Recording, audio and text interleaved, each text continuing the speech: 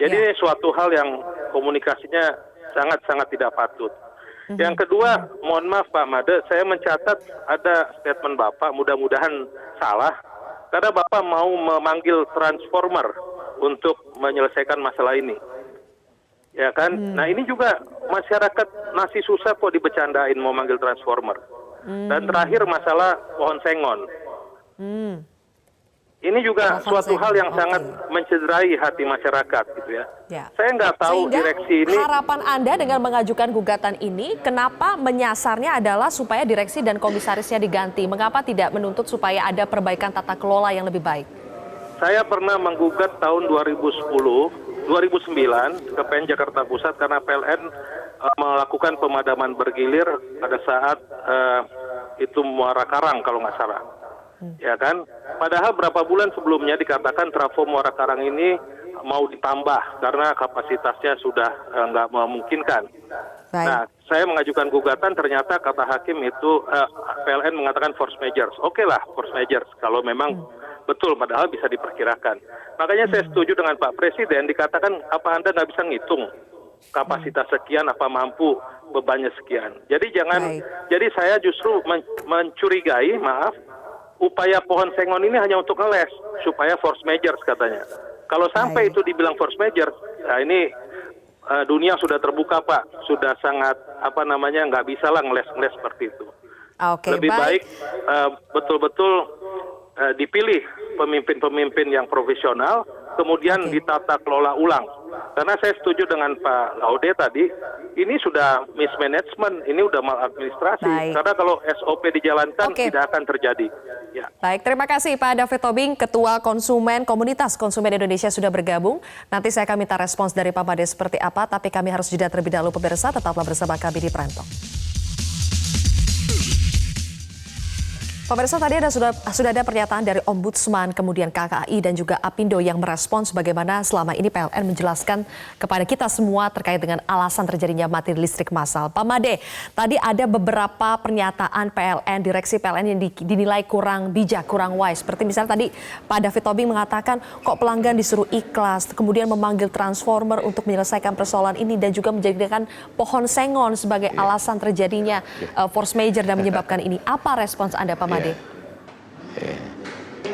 Baik, terima kasih. Pertama-tama saya tentu mengucapkan mohon maaf karena begini, saya hanya ingin mengekspresikan mungkin salah quote saja terkait dengan transformer. Artinya saya ingin mengekspresikan bahwa tim reaksi cepat kami sudah turun.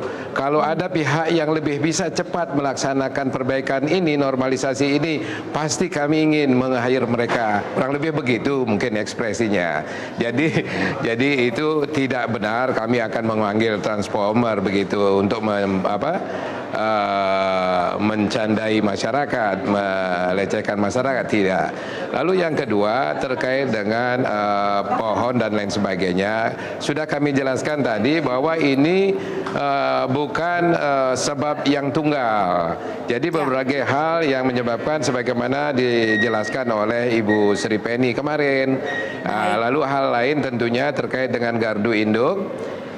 Tegangan tinggi yang kejadiannya beberapa hari yang lalu di wilayah Banten ini Yang tidak ada Rabu ya, Pak? kaitannya karena ini memang murni yang hari Rabu yang lalu karena ini memang triggernya adalah kejadian di di Ungaran gitu ya, di Ungaran ini gardu bukan gardu sutet kami yang di sana yang tegangan 500 kV itu yang mengalami problem sehingga ini merembet kepada kebetulan Jadi pada itu maksudnya waktu yang adalah dua sama peristiwa juga yang di berbeda saluran dengan yang alasan kedua. yang berbeda ya Pak. Iya. Saya terakhir Pak Iya, Made benar, ingin benar. bertanya Jadi, soal aturan main kompensasi ini. Iya, Karena iya. kan kalau kompensasi yang sesuai dengan Permen Iya, baik. SDM nomor 27 2017 itu hanya Iya. berupa sebetulnya pengurangan tagihan. Tapi sebetulnya ada kerugian yang lebih besar daripada itu. Dan satu lagi Pak, apakah betul salah satu cara PLN untuk membayar kompensasi ini adalah dengan memotong gaji karyawan PLN? Tidaklah, itu bukan begitu. Jadi yang dilakukan adalah memotong jumlah tagihan, mengurangi jumlah tagihan bulan depan, gitu ya, atas penggunaan bulan ini.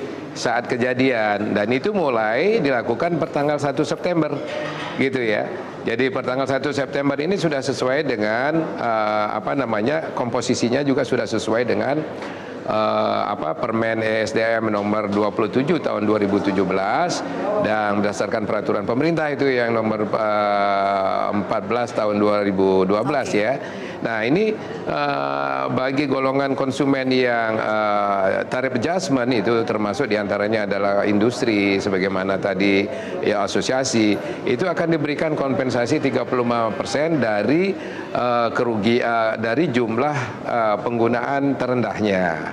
Nah, lalu begitu juga bagi golongan yang non tarif adjustment, artinya mereka yang masyarakat yang diberikan subsidi sebelumnya, akan diberikan 20% dari minimum billingnya. Karena kerugiannya ada yang material dan non material, jadi kompensasi 35% atau 20% itu tidak cukup. Ya, sementara ini kami punya aturan itu, ya. Jadi tentunya juga ini yang kami hanya tunduk dan patuh kepada regulasi, ya. Baik. Nah, ini yang memang, kalaupun memang nanti kebetulan bisa didiskusikan dan lain sebagainya kepada stakeholder semua pihak, tentunya ini kan apakah ini perlu ada perubahan dan lain sebagainya, kami tidak memahami ini.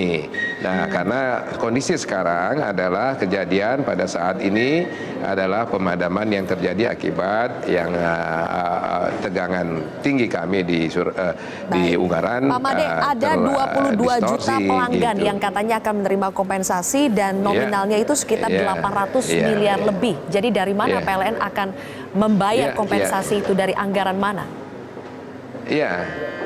Sudah, jadi tadi kurang lebih 865 dari 22 juta sudah kami sampaikan tadi bahwa per tanggal 1 September mulai kita efektifkan pemberian kompensasinya berupa pengurangan tagihan pembayaran. Andai kata tagihannya nanti tagihan bulan Agustusnya adalah 100.000 dan kompensasinya katakanlah 10.000, maka mereka hanya membayar 90.000. Yang terjadi adalah pendapatan PLN nanti di bulan September itu berkurang sebesar 865 miliar.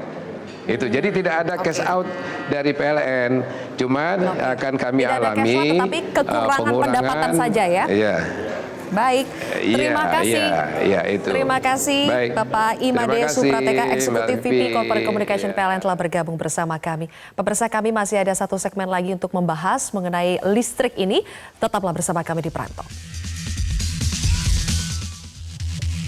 Terakhir untuk Ombudsman dan Apindo, apa upaya perbaikan atau evaluasi berikutnya yang harus dilakukan oleh semua pihak agar kejadian serupa tidak terjadi lagi? Pak Laude. Ya, kalau dari kami, dari Ombudsman itu belum bisa mengeluarkan statement apa-apa, kecuali karena kami baru memulai investigasi. Tahapan investigasi sudah dimulai dan kemudian hasilnya nanti akan kita lihat kemudian.